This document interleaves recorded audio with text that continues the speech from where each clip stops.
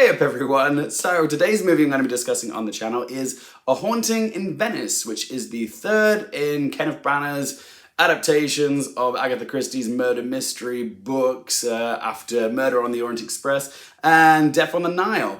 Anybody that knows me knows that I wasn't a big fan of those first two films. I found them kind of flat and unengaging, which is kind of the opposite of what you want to go for with a whodunit murder mystery movie.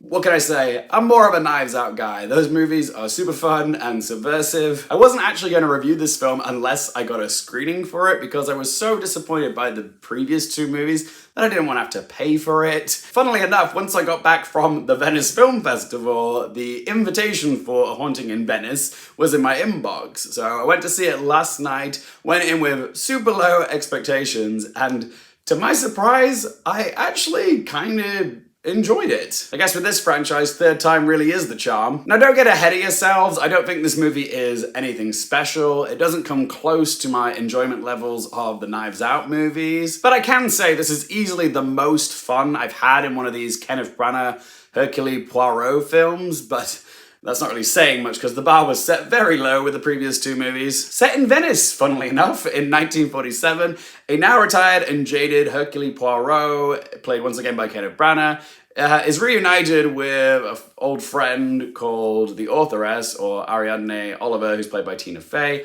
She pulls him out of his funk to attend a Halloween party, and unexpectedly, there is a murder at the party. Trapped in the palazzo with a variety of suspects, all of whom have a motive for potentially killing the victim, it's up to Hercule Poirot to figure out who the murderer is. It's very how Poirot got his groove back. Like I said, I had a fairly enjoyable time with this movie. What did I like about it? I enjoyed the setting. I just got back from Venice a few days ago, and I know firsthand how it's a city that's both beautiful and spooky all at once, and I love that they actually shot it in Venice and took advantage of the eerily lit canals, the dark alleyways, and the sinister architecture. Out of all the films in this franchise, this one definitely has the best atmosphere. I also appreciated the fusion of horror elements into the mystery, giving it a nice change of pace from the previous two. It is a little heavy-handed in places when it tries to be scary, but it did inject some fun into the quite frankly dull usual proceedings we get of Poirot just interviewing all the suspects and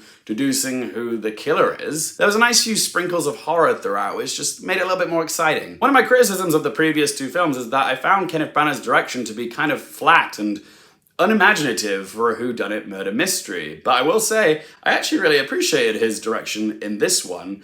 He really takes advantage of the rustic setting of the palazzo, and he emphasizes a lot of negative space in his shots. It just kind of gives you that feeling that there might be something lurking in the shadows in the background. A hat tip to Harris Zambalukas for the menacing cinematography. The performances were fine, Kenneth Branagh once again being the standout for playing the detective. Tina Fey was a much welcome addition to the cast because at least she brought a bit of levity to the ensemble. There was one line that she had which got a big belly laugh from me where she said, "The boy has all the charm of chewing tinfoil."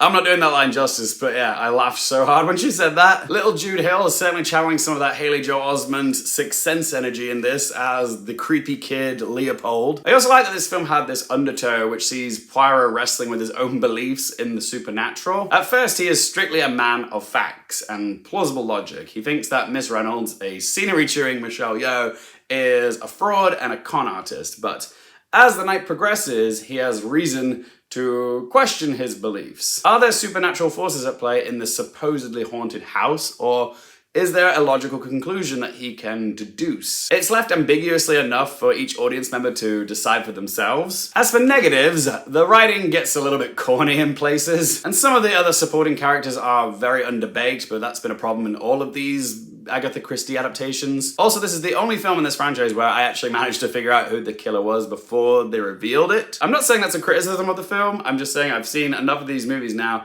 where I'm starting to see patterns emerge. So let's ask them three questions. Firstly, would I watch this again? I could. If I had to pick one of these three movies to watch, I would probably pick this one to watch again, but I'm not gonna be in a rush to watch this film ever again. Question two, do I recommend it for you guys? I mean, if you like these Kenneth Branagh, Agatha Christie adaptations, then yeah, sure, it's a enjoyable enough time. I do think it's the strongest of the three. In terms of murder mystery whodunits, it's not game-changing, but it's alright. And third question, what score would I give it out of 10? I mean, yes, technically this is my favorite of the bunch, but it's still the best of a very average, mediocre bunch. It's nothing exceptional, but I did have an okay time watching it, so I'm gonna give A Haunting in Venice a score of 6 out of 10. But as always, guys, it's just one bloke's opinion. Love to hear from you. Are you excited for A Haunting in Venice? If you've seen it, what do you think of it? How does it rank for you in all three of these movies? Whatever you have to say, let your voice appear in those comment section down below. If you guys have enjoyed this video, help me out with a little thumbs up button. If you want more movie, TV, and Oscars related content, don't forget to click subscribe. And as always, thank you guys so much for watching. For more things related to movies, TV, the Oscars, and popcorn culture, I'm Luke Hearfield, and I'll see you next time.